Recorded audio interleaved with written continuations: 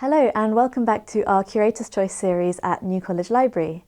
Today we'll be looking at one of our newer manuscripts. This is MS 367, which was only acquired by the college in the late 20th century. It's a large manuscript written on paper and consists of only 9 folios, almost half of which are blank. The manuscript dates to 1792, and the title page shows that it's the work of a man named Thomas Powell. Powell was the son of a merchant, and although he was part of the family business, he also wrote several plays and collections of poetry, which he published under his own name, and also under a pseudonym, which you can see just here, Il Taliesin de Monmouth. And Powell might be playing on Italianised names here. Taliesin is the name of the chief bard of early medieval Welsh poetry, while de Monmouth recalls Geoffrey of Monmouth, the 12th century chronicler of British history. But all of Powell's published works were printed from 1794 onwards, so this manuscript might be the earliest of his known literary productions. It's also likely to be in Powell's own writing. It contains only one hand, and there's a marginal note at the second folio, which is initialed TP for Thomas Powell. And this note reads that this poem was never printed and shown only to a few friends, so again it's likely that this is the only record of Powell's work. And this is exciting because it contains a poem which directly relates to the reception of Shakespeare's work in 18th century English literature.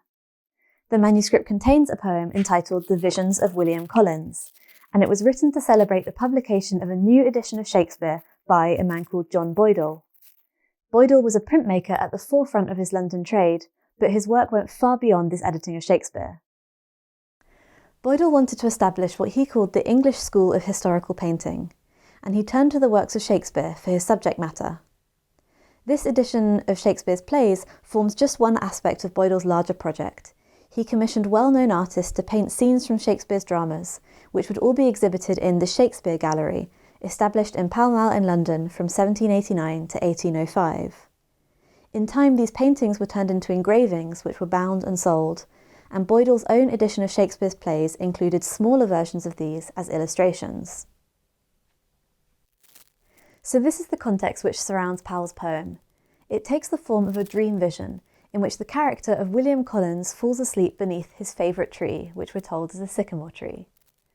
And incidentally, the real-life William Collins was a student of Winchester College, who was meant to join New College here, but at the last minute the quota for the year 1740 was full, so he began his undergraduate degree at Queen's College and then completed it at Magdalen. But this story might explain a little bit of how the manuscript has ended up here. And while William Collins sleeps in MS 367, he has a vision of a long procession of bards and poets, which is led by Shakespeare himself. Shakespeare then introduces another figure, Picture, the enchanter, who conjures up a further sequence of visions for Collins to observe in his sleep. He watches individual scenes from Shakespeare's plays, which Thomas Powell describes in verse. So the poem in MS 367 becomes a kind of textual, almost ekphrastic overview of each of Shakespeare's plays. Every single one of these verses describes a different scene.